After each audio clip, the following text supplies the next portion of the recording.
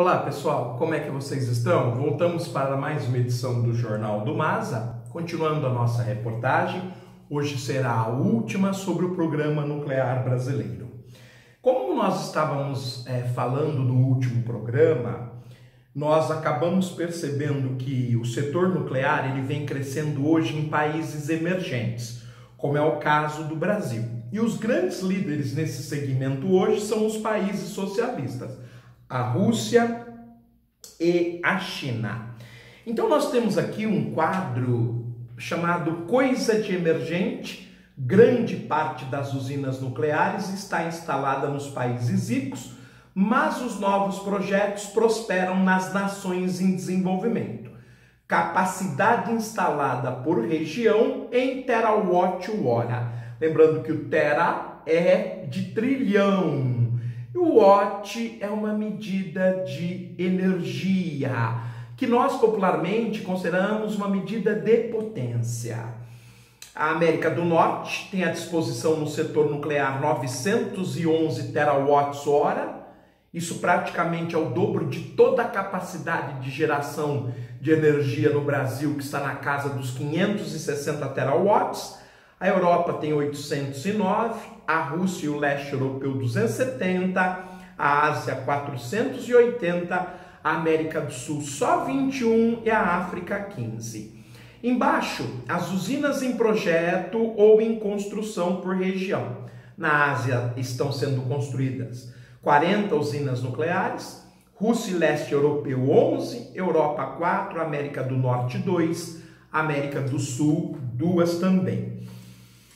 Em 2017, a Rússia somava 133 bilhões de dólares em pedidos de exportação de reatores. Então, isso mostra, isso realça o fato da Rússia estar se tornando um líder nesse setor. Não só no setor nuclear, como hoje a economia russa, ela depende essencialmente da exportação de petróleo e, sobretudo, de gás natural para a Europa Ocidental. Mais de 20 unidades estavam confirmadas ou planejadas. A venda de tecnologia nuclear é um dos pilares da política econômica do presidente Vladimir Putin. Lembrando então que a revista ela vai sugerir que o Brasil, para reativar o seu programa nuclear a contento, deveria ter um parceiro externo. E ela acaba por concluir que no momento os melhores parceiros externos seriam empresas russas ou empresas chinesas. Nossa expectativa é que o modelo de negócios de Angra 3 seja definido nos próximos meses, afirma Ivan Dibov, vice-presidente da Rosatom na América Latina. Então vejam que, segundo a reportagem da revista Exame, existe interesse russo em terminar a usina nuclear de Angra 3. Quem diria? Uma usina que inicialmente foi projetada pela Alemanha Ocidental, o acordo mais recente foi refeito com os Estados Unidos e agora nós estamos, segundo a reportagem, namorando com empresas russas e chinesas. Já a China tem no mercado interno sua maior força. O gigante asiático conta com 45 usinas nucleares em operação e outras 15 em construção. De fato, o grande crescimento chinês, desde 1979, ele demanda um consumo de energia muito significativo, como o país vem se expandindo, principalmente para o oeste. A necessidade de usinas é muito grande, só que para o oeste nós temos um clima mais seco, rios temporários, então se justifica a construção de usinas nucleares. Leve-se em consideração também que a China tem regiões onde as reservas de minério de urânio é bastante significativa. Na ambição chinesa, conquistar mercados estrangeiros ajuda a sustentar sua indústria de equipamentos atômicos. Não só isso. Isso mostra a evolução chinesa no setor técnico e tecnológico, já que há 2 anos atrás a China se transformou no país que mais produz artigos científicos em todo o mundo, superando os Estados Unidos, que estava na vanguarda há pelo menos 100 anos. No Brasil, além de Angra 3, o governo quer retomar o plano de construir de 4 a 8 usinas elaborado no governo de Lula. Dessas 4 a 8 usinas, inclusive na época do governo de Dilma Rousseff, falou-se instalar uma no interior do estado de São Paulo, utilizando as águas do rio Tietê, na região de Araçatuba, especialmente no município de Birigui. Outra seria instalada em Recife ou na região metropolitana no Nordeste. Primeiro, no entanto, é preciso concluir Angra 3, algo que não deverá acontecer antes de 2026. Nós já sabemos que ela levará mais 7 anos, isso se o aporte de capital estiver disponível, como já sabemos, 17 bilhões de reais. Outro atrativo para o setor é a possível quebra de monopólio da mineração de urânio. Aí eu já fico com o pé atrás. Esse minério, como nós sabemos, ele é estratégico por tudo que nós fizemos em 3 programas. A situação é tão séria, essa questão é tão delicada, que, gente, nós fizemos 3 programas de tal importância que nós damos para isso. Bom, no início de março, o ministro Bento Albuquerque sinalizou a intenção de permitir a entrada de empresas privadas no setor. Hoje, estamos sob o controle da estatal Nuclebras, que é como se fosse a Petrobras do setor nuclear, e onde o famoso almirante Otton liderou essa empresa e desviou as verbas como sabido. O próprio presidente da estatal, que concentra essa tarefa hoje, é a favor da abertura. Não podemos ficar sentados em cima desses recursos, afirma Moreira, do Instituto Nacional de Pesquisas Nucleares. Estima-se que em 50 anos o hidrogênio se tornará o principal combustível das usinas termoelétricas, o que deixaria o urânio obsoleto. Então, gente, olha só, nós caminhamos para uma nova etapa de geração de energia. Essa etapa, ela segue essencialmente aquilo que foi tratado em 2015 no Acordo Ambiental de Paris, na famosa reunião COP22, que substitui o Protocolo de Quioto de 1997, o COP3. De tal maneira que nos próximos anos nós temos que eliminar as usinas termoelétricas de carvão mineral, depois de petróleo, depois de gás natural. Por isso que se aponta para o gás hidrogênio que na queima libera vapor d'água. Portanto, é uma fonte de energia bastante limpa. Lembrando que o hidrogênio é o elemento químico mais abundante de todo o universo. O que então não faltaria seria a matéria-prima. Outro sim, o hidrogênio também é matéria-prima, sobretudo seus isótopos mais pesados, já que existe na natureza 3 isótopos do elemento químico hidrogênio: o prótio, como é chamado hidrogênio 1, o deutério, como é chamado hidrogênio 2, e o trítio, como é chamado hidrogênio 3. O deutério e o trítio, o hidrogênio 2 e o hidrogênio 3, são os combustíveis essenciais para a fusão nuclear, que, como nós falamos no programa de ontem,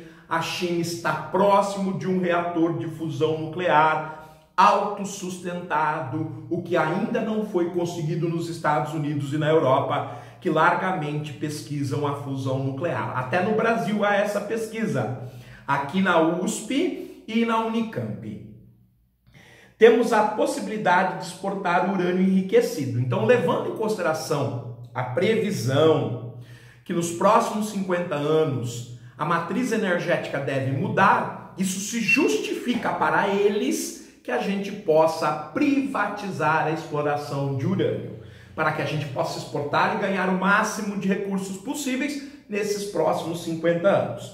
Mas para isso é preciso mudar o marco legal do setor, que protege o setor estatal porque é considerado estratégico. Então temos que estar muito de olho para ver se não existe propina neste esquema. A Argentina, com quem o Brasil mantém um tratado na área nuclear, foi o destino das poucas vendas externas até agora. Os vizinhos recentemente assinaram um acordo com a China para a construção de sua quarta usina nuclear. Há negociações para uma nova exportação para a Argentina, diz Moreira. A Argentina, gente, no setor nuclear é mais evoluída que o Brasil. Ele tem um complexo nuclear em Rio Terceiro e Rio Quarto, que são cidades argentinas, o complexo nuclear de Atucha, Atucha 1, Atucha 2 e Atucha 3. A Argentina já tem 3 usinas nucleares gerando energia, enquanto nós só temos 2. A parceria com a China é para a construção da 4ª, enquanto nós estamos na construção da 3ª. Toda a movimentação em torno da retomada dos projetos nucleares causa euforia no setor, mas há motivos para questionar a viabilidade econômica da expansão em larga escala dessa fonte energética. O custo da energia nuclear é maior do que a das alternativas renováveis, como a solar e a eólica. Gente, na verdade ela é 3 vezes mais cara em média do que a média da energia, sobretudo a hidráulica. Ontem eu trouxe uma informação para vocês e eu quero fazer uma correção. Ela é maior do que eu havia falado. Se vocês consultarem o livro A Atmosfera Terrestre, de Mário Tolentino, Romeu Rocha Filho, Roberto Ribeiro da Silva, da coleção Polêmica da Editora Moderna, eles são professores, o Mário Tolentino da Federal de São Carlos, o Romeu Rocha Filho da USP e o Roberto Ribeiro da Silva da Federal de Minas Gerais, especialistas em energia. Na figura 29, eles trazem o fluxo solar sobre o território brasileiro. Observem, gente, o que nós recebemos de energia do Sol, a incidência equivale a 221.000 usinas hidrelétricas de Itaipu. Observem, para que um país como esse precisa de outras fontes de energia? Nós não estamos fazendo parcerias com Israel? Israel é um dos países mais avançados na geração de energia solar, já que aqui a justificativa para ela não pegar é que ela é muito cara. Use a tecnologia israelense então. Eu já dei dica, eu não sou contra as parcerias internacionais.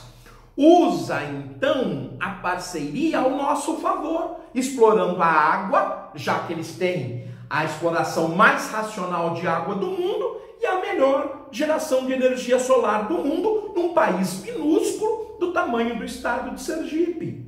Eu quero saber se a missão que foi até Israel, ela é inteligente. Pelo menos ela é inteligente. Ela tem que ter informação, o que eu duvido pessoalmente. Pessoalmente, 50 anos vivido, eu não acho que do lado da política nós tenhamos gente inteligente. O que eu acho é que temos aproveitadores e quem paga o pato é nós brasileiros.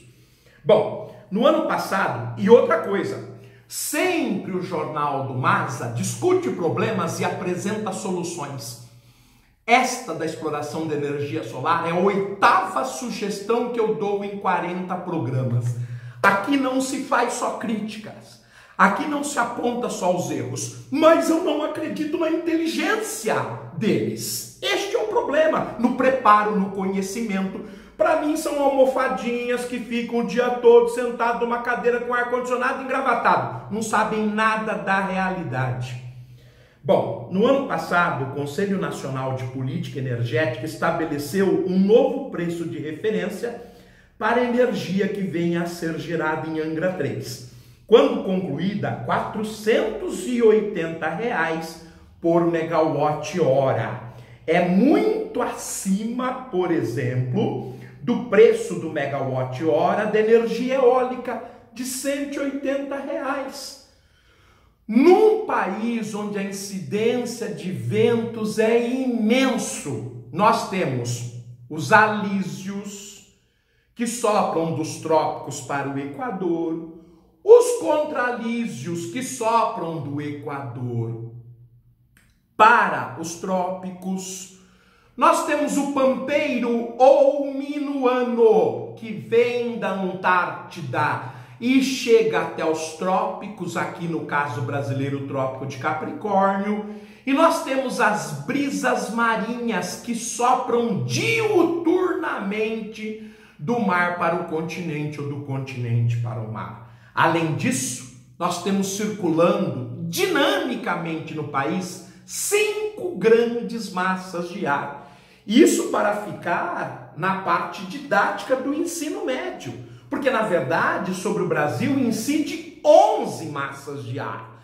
Mas para não complicar a situação, porque eu quero que os meus alunos também entendam o que eu estou falando, nós temos 5 grandes massas de ar circulando diuturnamente sobre o território brasileiro. Então não nos falta vento, como a gente está vendo o estado do Rio Grande do Norte e o Ceará aproveitando. São grandes geradores. Este ano 2019 já vai ser a segunda maior fonte, após a hidráulica, de geração no país.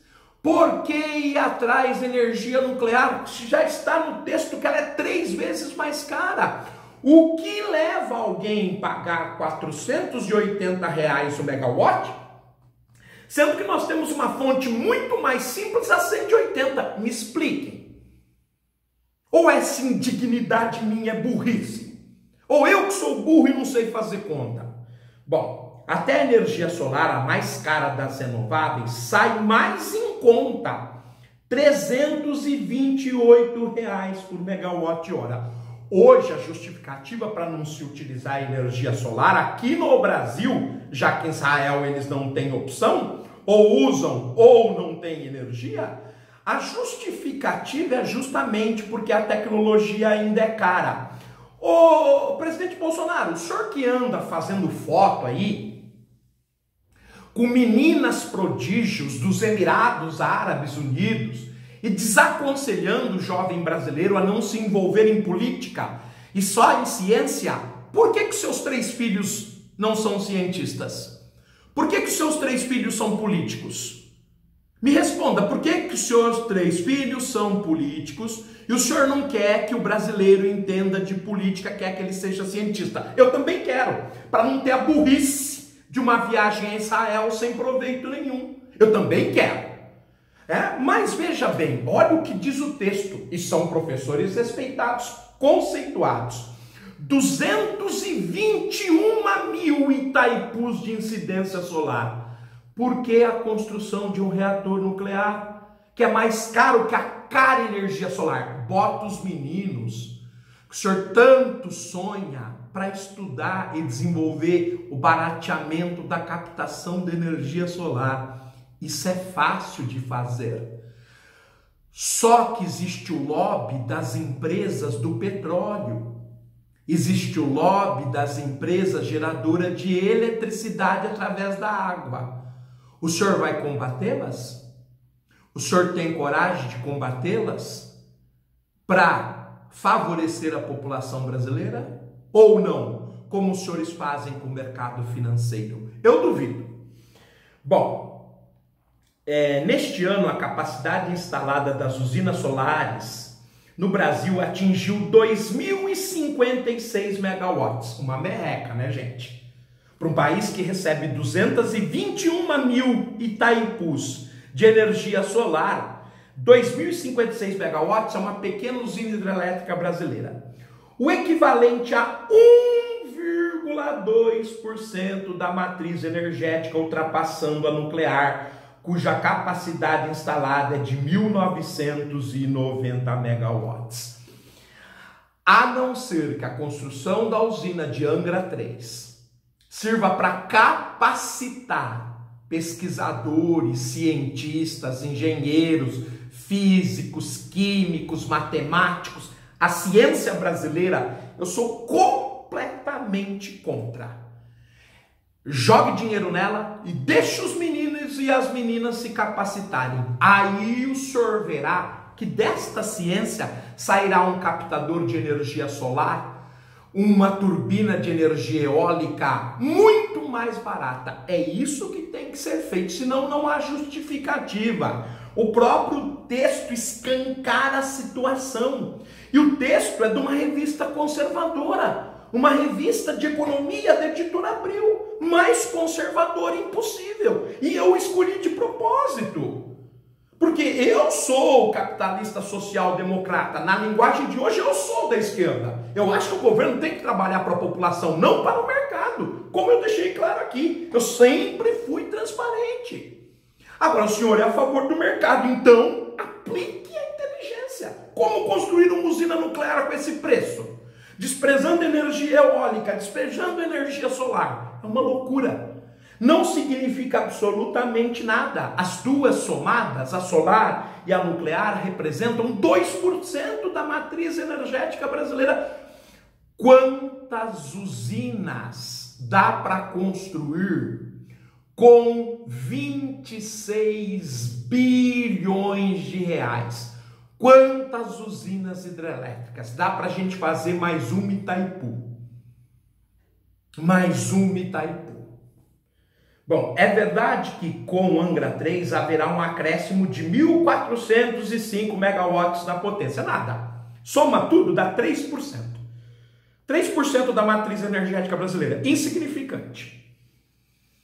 Mas a pergunta que fica é, ainda vale a pena apostar nessa tecnologia? Não. Eu respondo, não precisa a revista Exame responder. A não ser que seja para capacitar os jovens, os homens e as meninas, para que o Brasil possa dar um salto nesse setor. Se não, se ficar na mão de militar, na mão do governo, corre-se o risco de um desvio de dinheiro catastrófico, como foi acusado o senhor Michel Temer pelo juiz federal Marcelo Bretas. Bom, mas a pergunta que fica é, ainda vale a pena apostar nessa tecnologia? Ao contrário dos emergentes, alguns países ricos estão desistindo da energia nuclear depois do acidente da usina de Fukushima no Japão. Tá aí a resposta. O presidente da República, ou população brasileira, não adianta vocês acharem que o canal do Mas ele é negativista. Nós somos um país pobre. Caiam na realidade. Nós estamos nesse país há 500 anos. Tudo que nós fazemos é errado. Absolutamente tudo. Nós vivemos no país mais rico do mundo e nós temos 100 milhões de miseráveis. Como é que vocês podem achar que qualquer argumento de vocês, qualquer grito na rua, qualquer fala de vocês está certo? Tudo que vocês fazem está errado. Senão o país daria certo. Enquanto o país não der certo, tudo está errado. Tudo está errado. Então não há argumento que me convença, que me faça... Elogiar o quê? Elogiar... Eu sou ruim, eu estou elogiando um cara que é um pouquinho melhor que eu. Ele está no ruim. O Brasil é o melhor dos países ruins. O Brasil é o melhor dos países ruins. O que ele é? Ruim. Eu preferia ser o pior dos melhores. Se o Brasil fosse o pior dos países ricos, nós estávamos no grupo dos ricos. Mas nós nos orgulhamos de ser o melhor dos piores. O que é ser o melhor do pior? É ser ruim. Então, gente, acorda.